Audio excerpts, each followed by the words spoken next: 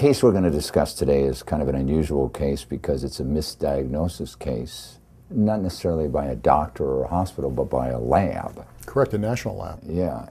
Can you tell us a little bit about this case? Sure, we represent a lovely 60-year-old lady who you'll get to meet.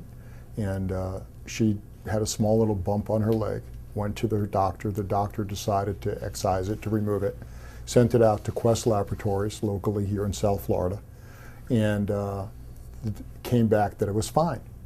And that was in October of 2007.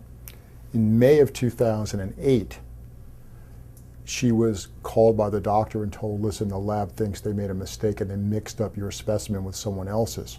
Mm-hmm. And they had to take another sample from her leg, and she came back having a very, very aggressive form of sarcoma, right. Cancer.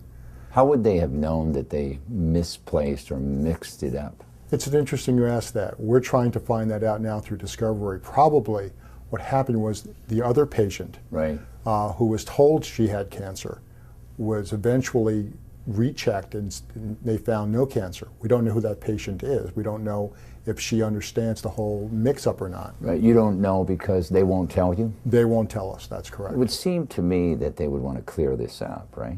Well, it would seem to anybody that they would want to clear it up. What they're trying to do is hide the ball. Yeah. They're trying to hide their mistake. That's correct. So she had another biopsy done, and what happened? As a result of that, unfortunately, she had to go major surgery in her leg where they actually inserted a steel rod in her leg because of the extensive injury from the cancer. And that became infected. She later spent a month in the hospital, and she has a resulting horrible scar. She's in pain. She's at risk for cancer for the rest of her life where she wouldn't have been otherwise. And she can't work any longer. So she's really incapacitated. She's a walker. The 8 months that she thought she didn't have a problem with her leg was gradually getting worse, wasn't it? Yes, it was. And as a result of this delay of 8 months, what is the damage that is done to her? Well, had this been removed properly and diagnosed properly, she probably would have never needed the insertion of the steel rod. She would have never had the infection.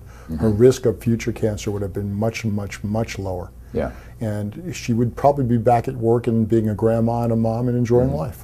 Mark, tell us a little bit about Maria herself. What kind of woman was she prior to this horrible incident? Maria is and was and still is a very unique woman. She's a warrior. She's a fighter. She's got a zest for life that really is uncommon. You don't see that in a lot of people. She's self-made.